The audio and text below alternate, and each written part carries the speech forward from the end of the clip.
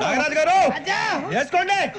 Volume కి సంబంధించి 2018-19 వచ్చేసరికి మద్యంలో లిక్కర్ ఏంటి సార్ అది?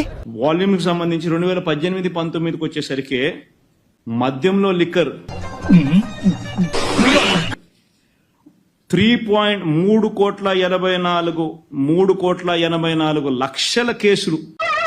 ఏంటి బాబన్న ఇంకోసారి అన్న 3,84 నీ బొందరా నీ బొంద.